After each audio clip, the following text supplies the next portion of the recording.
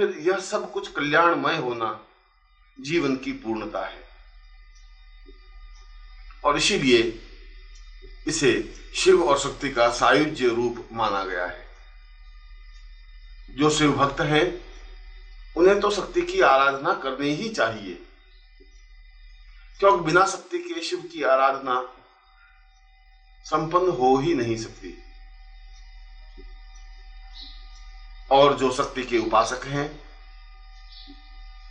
उनके लिए तो भगवान शिव आराध्य है, जो मृत्यु पर विजय प्राप्त करने में, जो आने वाली बाधाओं को दूर करने में, जो काल को दूर धकेलने में समर्थ है। इसीलिए शिव और शक्ति का समन्वय, उनकी साधना और आराधना जीवन की पूर्णता मानी गई। मार्कंडेय पुराण में बताया गया कि जो साधक पूर्ण स्वरूप के साथ भगवती जगदम्बा को स्पष्ट कर लेता है, साधता है, उसकी आराधना करता है, उसे अपने हृदय में स्थापित करता है, वह निश्चय ही शिव का प्रिय बन जाता है। ऐसा व्यक्ति त्रैलोक्य विजय प्राप्त करने में भी समर्थ होता है। उसके जीवन में किसी प्रकार का अभाव या परेशानी, चिंता या तकलीफ हो ही नहीं सकती। वह निर्भीक होकर विचरण करने में समर्थ होता है। सैकड़ों देवताओं की साधना या आराधना करने की अपेक्षा मात्र जगदम्बा की साधना करने से भी समस्त देवताओं की आराधना संपन्न हो जाती है, क्योंकि भगवती जगदम्बा तो समस्त देवताओं के तेजस स्वरूप का पुंज है। और इसीलिए शास्त्रों में जगदम्बा को श्रेष्ठतम आराध्या माना गया। इसीलिए तो जगदम्बा को जीवन की पूर्णता माना गया, जीवन की श्रेष्ठता और जीवन की अद्वितीयता माना गया। जो साधक जगदम्बा को छोड़कर अन्य देवी देवताओं की साधनाओं में समय व्यतीत करता है, वह ठीक वैसा ही है जैसे जड़ में पानी न देकर पत्तों और डालियों को सींचता है। जीवन की पूर्णता और पौधे का लहलहाना तो जड़ में पानी देने से ही संभव है। ठीक इसी प्रकार से जीवन को निर्भीक और निश्चिंत बना देने की कला, क्रिया तो जगदम्बा साधना से ही संभव है। और जो इसकी साधना सीख लेता है, समझ लेता है, जो जगदम्बा की आराधना संपन्न कर लेता है, जिसे जगदम्बा को प्रसन्न करने की क्रिया ज्ञात है, उसके जीवन में किसी प्रकार का कोई अभाव रह ही कैसे सकता है। और फिर जगदम्बा की साधना का तो कहीं कोई निषेध है ही नहीं, चाहे वह शिव का भक्त हो, शैव हो, चाहे वैष्णव हो, विष्णु की आराधना करने वाला हो, चाहे तांत्रिक हो, चाहे योगी हो, चाहे सन्यासी हो, चाहे गृहस्थ हो, चाहे किसी धर्म का मानने वाला हो, चाहे किसी चिंतक या विचारक का प्रणेता हो। जगदम्बा की साधना तो सबके लिए सर्वसुलभ है। किसी भी युक्ति से, किसी भी स्थिति से जगदम्बा की साधना संपन्न की जा सकती है। सैकड़ों प्रकार है जगदम्बा की साधना संपन्न करने के। मंत्रों के माध्यम से, स्तुति आराधना के माध्यम से, तंत्र के माध्यम से, योग के माध्यम से, रुद्रयामल के माध्यम से, शमशान साधना के माध्यम से, वैष्णव साधना से, दैविक क्रिया साधना के माध्यम से, अघोर पंथ से, नाथ पंथ से, और जितने भी पंथ, जितने भी संप्रदाय, जितने भी साधनाएं, जितनी भी आराधनाएं हैं, उन सभी संप्रदायों में भगवती जगदम्बा की साधना का चिंतन है, विचार है। बड़े आश्चर्य की बात है कि एकमात्र जगदम्बा ही ऐसी साधना है जो प्रत्येक पंथ और प्रत्येक संप्रदाय में विद्यमान है। प्रत्येक प्रकार का व्यक्ति, साधक, सन्यासी, योगी इस प्रकार की साधना को संपन्न करने में गौरव अनुभव करता है। और फिर कलयुग में तो कलौ चंडी विनायको, कलयुग में तो केवल गणपति और जगदम्बा ही शीघ्र सिद्धि देने वाले देवता माने गए। अन्य देवताओं की साधनाएं जहां कठिन है, लंबी हैं, वहां जगदम्बा की साधना सरल है, सामान्य है, स्पष्ट है, जो शीघ्र सिद्धिदायक है, जिसकी साधना करने से हाथों हाथ फल मिलता है। वह चाहे रक्षा करने की साधना हो, वह चाहे धन प्राप्त करने की साधना हो, वह चाहे व्यापार वृद्धि की साधना हो, वह चाहे परिवार की सुरक्षा और परिवार की उन्नति की साधना हो, वह चाहे स्वास्थ्य कामना की साधना हो, और चाहे अन्य फल इच्छा की साधना हो। सभी प्रकार की इच्छाओं का परिपालन जगदम्बा की साधना में निहित है। और साधक जब साधना संपन्न करता है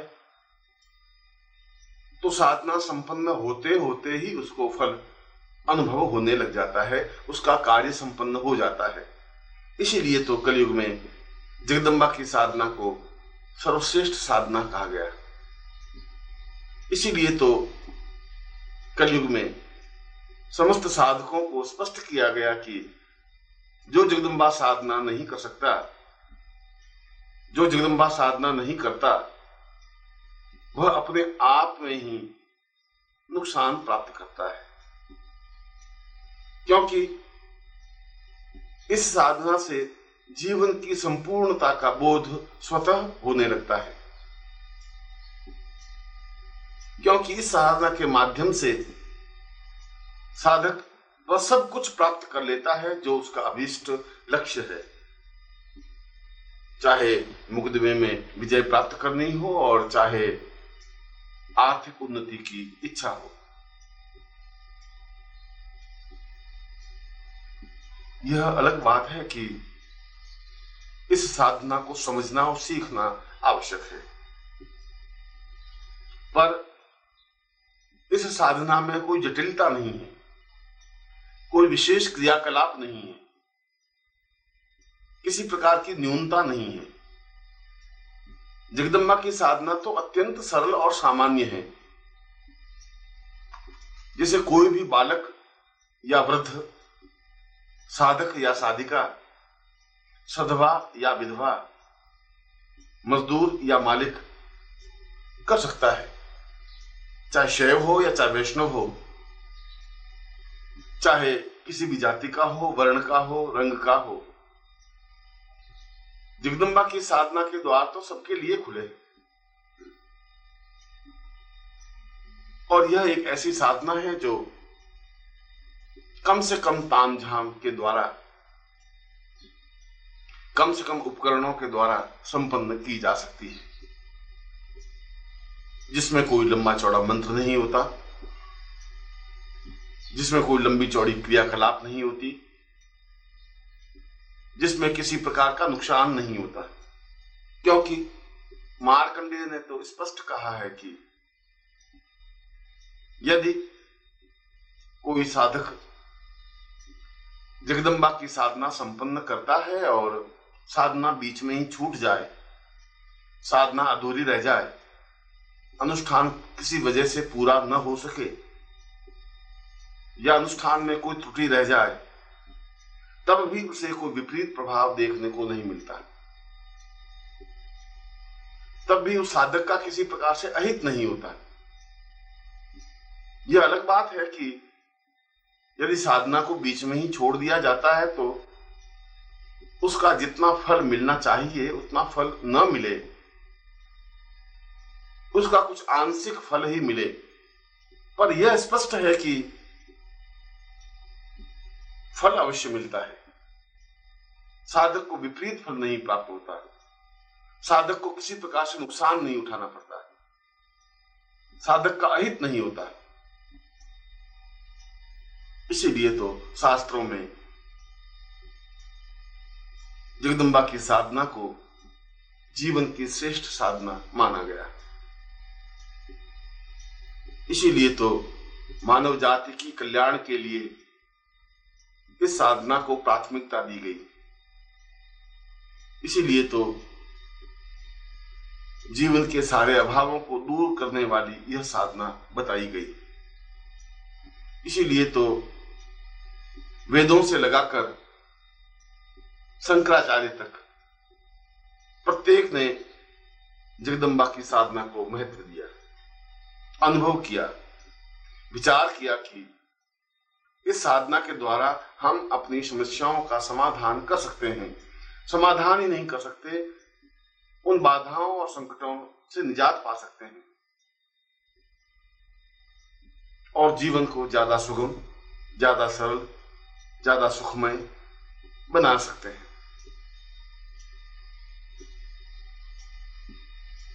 जगदम्बा साधना अपने आप में ही एक परिपक्व और पूर्ण साधना है। वह चाहे नवार्ण मंत्र साधना हो, वह चाहे स्तोत्र साधना हो, वह चाहे स्तुति हो और वह चाहे चंडी प्रयोग हो। शमशान प्रयोग से भी चंडी को सिद्ध किया जा सकता है और घर में बैठ करके भी भगवती की साधना संपन्न की जा सकती है। दिन को या रात्रि को, सुबह या शाम, किसी भी समय जब साधक मनोयोग पूर्वक साधना करने की इच्छा प्रकट करे, उस समय इस साधना को संपन्न किया जा सकता है। यही तो इसकी विशेषता है। इसीलिए तो इस साधना को जीवन का एक अद्भुत प्रयोग कहा गया है। मैंने अपने जीवन में स्वयं अनुभव किया है कि जो कार्य अन्य प्रकार से या अन्य देवताओं की साधना से संपन्न नहीं होता, वह भगवती जगदम्बा की साधना से शीघ्र, सहज और सामान्य तरीके से भी संपन्न हो जाता है। मैंने कई बार इस साधना के माध्यम से अपनी समस्याओं का समाधान किया है और उन स्थितियों को प्राप्त किया। नमस्कार। अगर आप सद्गुरुदेव डॉक्टर नारायण दत्त श्रीमाली जी के दीक्षित हैं या फिर आपके पास उनसे जुड़े हुए कोई भी अनुभव है, तो नीचे दिए गए हुए नंबर पर वीरल पटेल जी को मैसेज कीजिए या फिर फ़ोन कॉल कीजिए और अपने अनुभव ज़रूर शेयर कीजिए। डॉक्टर नारायण दत्त श्रीमाली जी के आत्मकथा का संकलन करने में मदद करें। धन्यवाद।